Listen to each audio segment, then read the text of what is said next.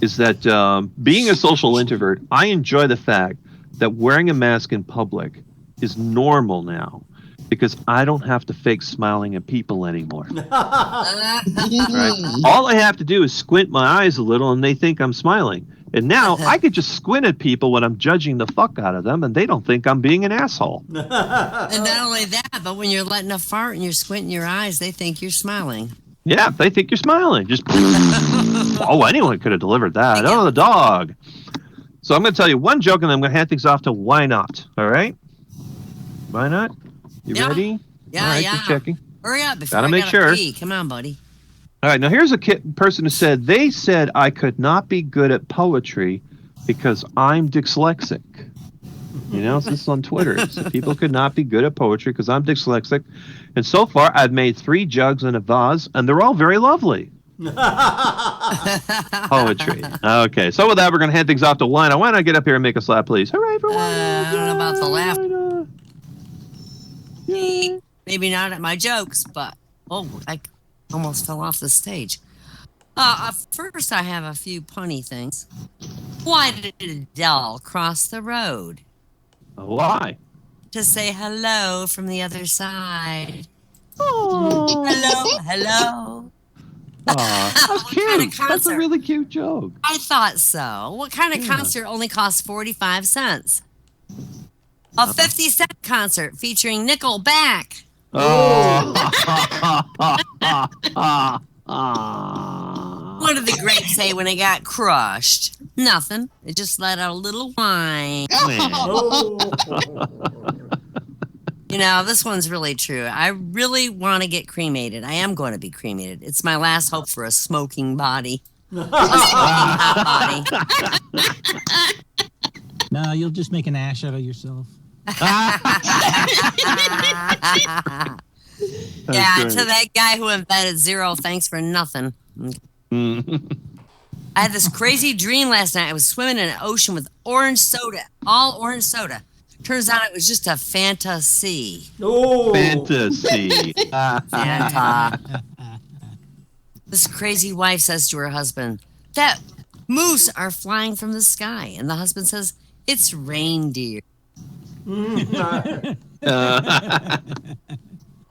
Ladies, if you can't appreciate your fruit jokes, you need to let that mango. Mango. Oh. Geology rocks, but geography, it's where it's at. You know Forrest Gump's email password? 1+1. Did you hear about the restaurant on the moon? I heard the food was good, but it had no atmosphere. Smaller babies can be delivered by a stork, but the heavier ones need a crane. Crane.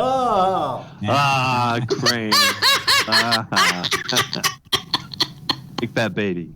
My friend drove his expensive car into a tree and found out how his Mercedes bends. Bends all the way around if you drive it fast enough. Yeah. Becoming a vegetarian was one big missed mistake. Missed mistake. Some aquatic mammals at the zoo have escaped. It was utter chaos. Otter chaos. Excuse me. Otter chaos. Oh, that's adorable. I thought so. I love otters. Never trust an atom. They make up everything. Physics joke. 2 windmills are standing on a wind farm, and one asks, what's your favorite kind of music? And the other one says, I'm a big metal fan. Big metal fan. I can relate to that. I tried having my mother's phone disconnected, but the blonde customer service rep told me since the account was in my dad's name, he'd have to be the one to put it in this request for it. So the fact that he was dead for 40 years didn't even sway her. Then a solution hit me. I said, if I stop paying the bill, can you turn off the service then? Right? She goes, well, yeah, kind of reluctantly. But that would ruin his credit. Who gives a shit? Oh, gosh. I was feeling really bad about my thinning hair, and I told my friend, pretty soon I'm never going to need to go back to the beauty salon. Whenever I vacuum, all I pick up is my hair. My half-glass kind of fun gal friend says, well, at least you won't need to vacuum anymore. Oh, why not? Your voice cut out. Oh, no. My voice cut out? Yeah. All right. All right. Back Is now. it back on? Is it back on? Yeah. All right. Yes, we hear you missed the punchline. Shit. All right. I was feeling down about my thinning hair, so I told my friend, I'm never going to need to go back to the beauty salon pretty soon because every time I vacuum, all I pick up is my own hair. She's a half-glass kind of friend. You know, she's always drinking that wine. And she goes, well, you won't need a vacuum anymore either then. Oh, That's true. okay. That's cute. The nurse handed the patient a urine specimen container, and she goes, the bathroom's over there. Well, a few minutes later, she came out of the bathroom. He says, thanks. Gives her back the empty container. There was a toilet in there, so I didn't need this after all.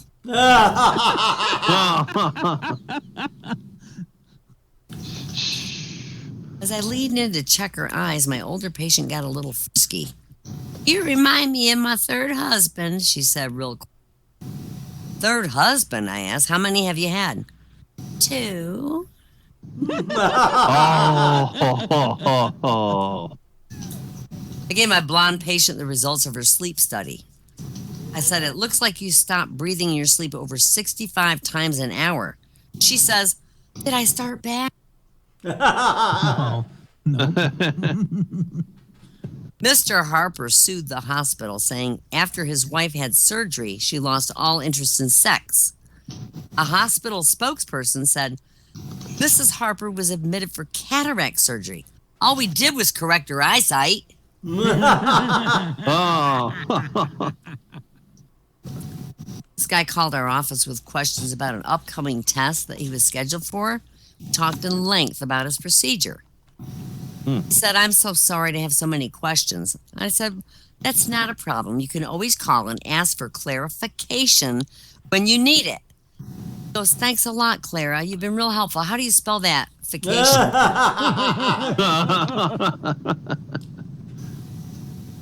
Me. What's the Wi-Fi password? The bartender. You need to buy a drink first. Me. Okay, I'll have a Coke. Bartender. $3. Me. There you go. So, what's the Wi-Fi password? The bartender. You need to buy a drink first. No spaces, all lowercase. I need to buy a drink for. That's a good one. What do you call a boomerang that doesn't work?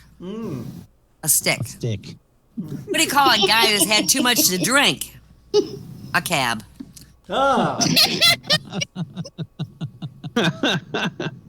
One day, a 14-year-old weasel went down to the local dance hall, and the bartender took one look and says, you're underage. I can't serve you beer. And the weasel says, well, what can I have? And the bartender says, I got bottled water, juice, energy drinks, and pop. Pop goes the weasel. This lizard walks in a bar pushing a baby in a stroller. What's your kid's name? Asked the bartender. Tiny, said the lizard, because he's minute. He's so little. He's so minute. Minute. A horse walks in a bar. The bartender says, hey. The horse says, you read my mind, buddy.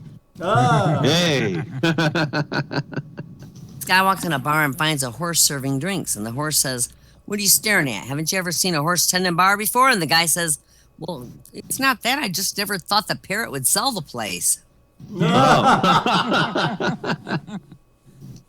Yeah, bar in our neighborhood gets a lot of interesting traffic. Cars swerve into the parking lot, and the drivers run inside only to reappear minutes later looking confused. One reason might have been the sign outside. Free beer, topless bartenders, and false advertising. The sign on Washington's Route 8 featuring an illustration of a police car with lights flashing, and it says, if you drink and drive, we'll provide the chasers. Cute. So this bloke goes in a pub, and the barmaid asks what he wants. I want to bury my face in your cleavage and lick the sweat from between your tits, he says. You dirty pigs, shouts the barmaid. Get out before I get my husband. The bloke apologizes, promises not to repeat his gaffe. The barmaid accepts it, asks him again, what would you like? I want to pull your pants down, spread yogurt between the cheeks of your ass and lick it all off, he says. She goes, you dirty, filthy pervert. You're banned. Get out. Again, the bloke apologizes and swears, never, never will I do it again. One more chance, says the barmaid. Now, what do you want? I want to turn you upside down, tear your knickers off, and fill your pussy with Guinness, and then drink every last drop from the hairy cup. And the barmaid's furious at this personal intrusion and runs upstairs to get her husband, sitting quietly watching the television. What's up, love, he says. There's this bloke in the bar who wants to put his head between my tits and lick the sweat off, he says. I'll kill him. Where is he, says the husband. Then he said he wanted to pour yogurt down between my cheeks and my ass and lick it off. Right, he's dead, says the husband, reaching for a bat. Then he said he wanted to turn me upside down and fill my pussy with Guinness and then drink it all, she cried. The husband put down the bat, went back to the chair and turned the television back on. Aren't you going to do something about it? She cried hysterically. He said, look, love, I'm not messing with any bloke who could drink 15 pints of Guinness. That's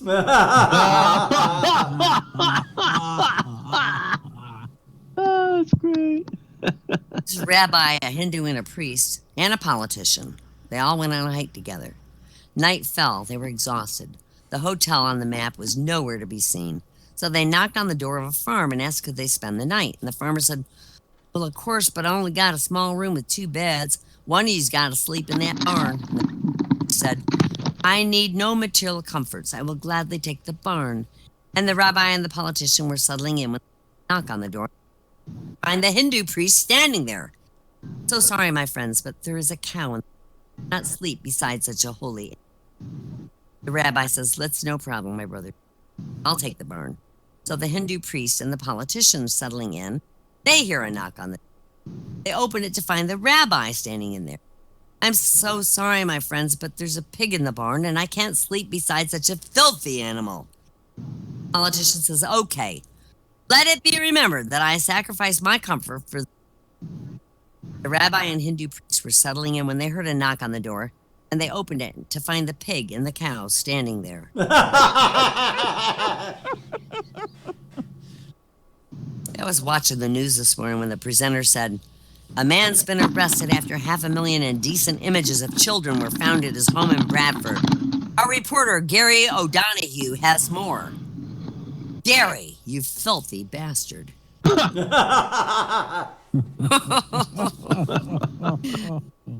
Okay.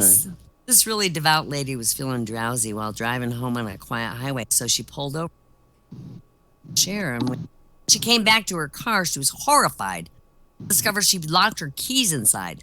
She searched her pockets but found nothing to help. No keys, no phone. Not one car had passed along the quiet highway on the 15 minutes she'd pulled over. Eventually, once she calmed down, she prayed to the Lord. 5 minutes later, she heard a really loud vehicle and looked up to see a motorcycle approach. She's waving it down for help. The motorcycle rider was an untidy, bearded man in shades and a bandana, wearing a disreputable studded jacket, filthy jeans, heavy black boots. He towed down his side stand, swung his leg off the saddle, stood up reaching for a cigarette, and looked at her. What's your story? The lady says, oh, thank the Lord you've come. I locked my keys in my car. All I can do is pray. The biker walked up to the car and looked through the window, and sure enough, keys were hanging in the ignition. So he looked around for something to open the door.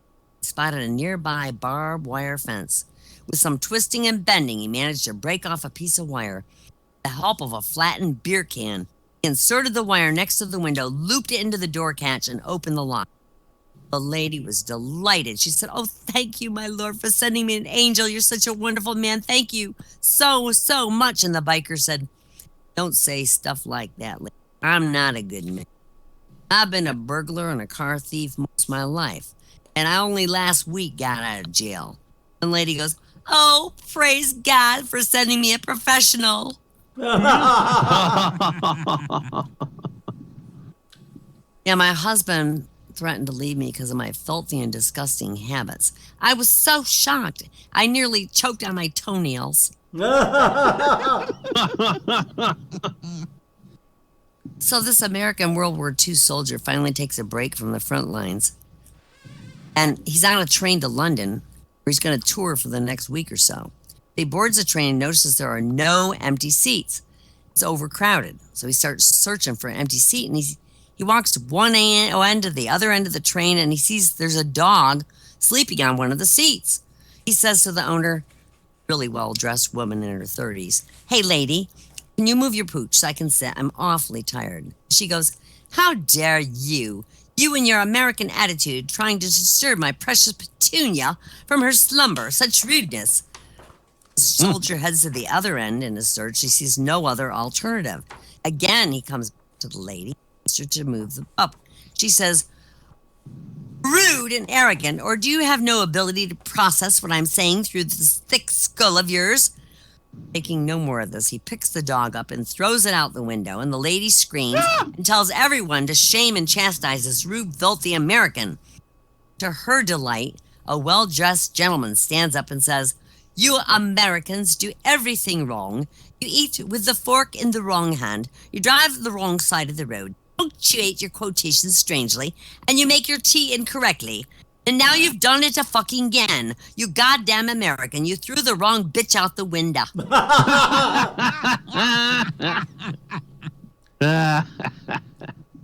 So John's invited to meet the Pope.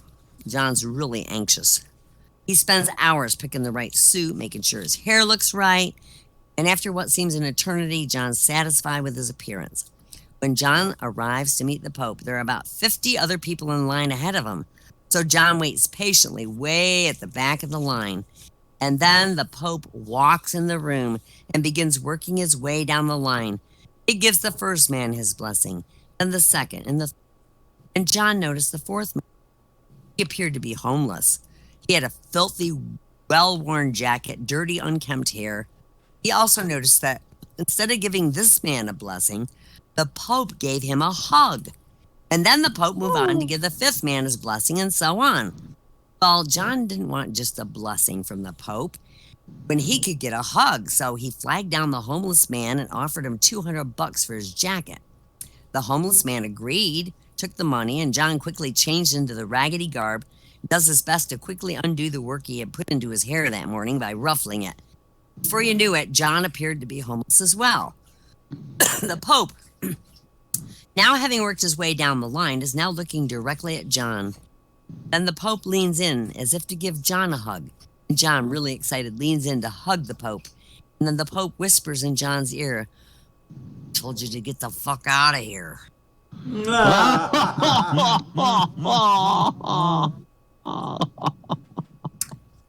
This man's taking a Rorschach ink blot test, and the doctor shows him an ink blot, and the man says, "That looks like a huge pair of breasts." The doctor shows him another one.